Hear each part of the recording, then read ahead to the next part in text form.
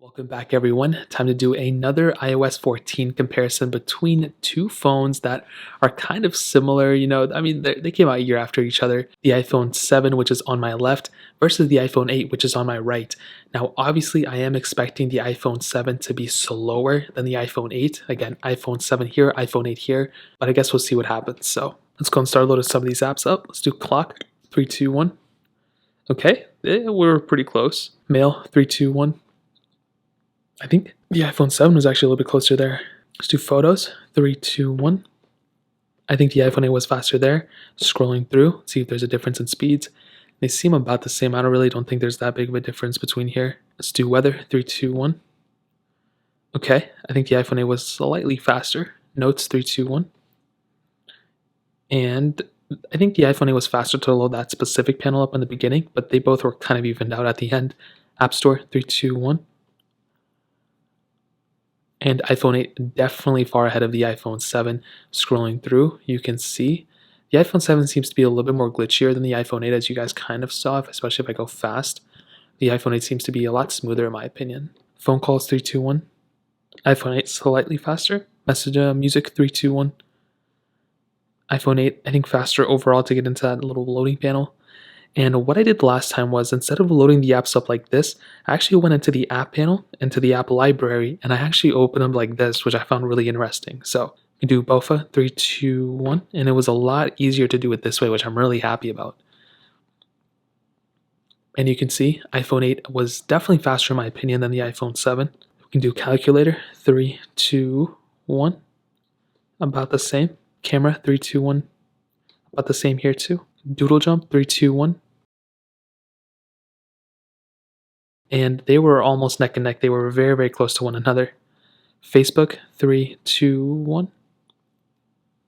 And I don't know which one actually. I kind of looked away for a second, so that one may have been close. Files, 3, 2, 1. Okay, about the same on both. Maybe the iPhone 8 a little bit faster. Fruit Ninja, 3, 2, 1.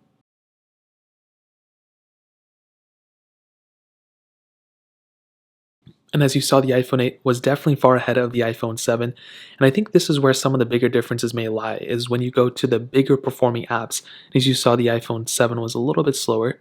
And I don't know why sometimes it goes back to the beginning. I really don't know why that happens. You can do Netflix, 3, 2, 1. And iPhone 7 actually a little bit ahead there. That was kind of surprising. Paper IO, 3, 2, 1.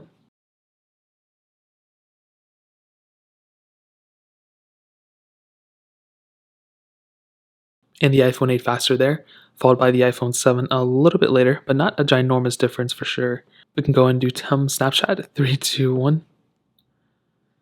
iPhone 7 a little bit ahead than the iPhone 8. Snake versus Blocks, 3, 2, 1.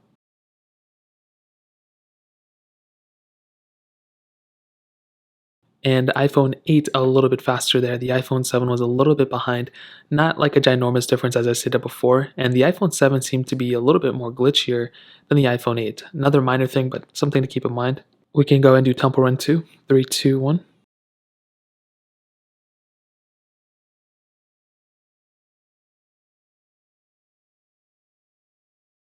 And it's looking like the iPhone 8 will actually be the faster one, and it did load into that app faster. The iPhone 7 is still a little bit behind, nothing wrong with that. And you can see we were fully loaded on the iPhone 8, where the iPhone 7 was noticeably behind.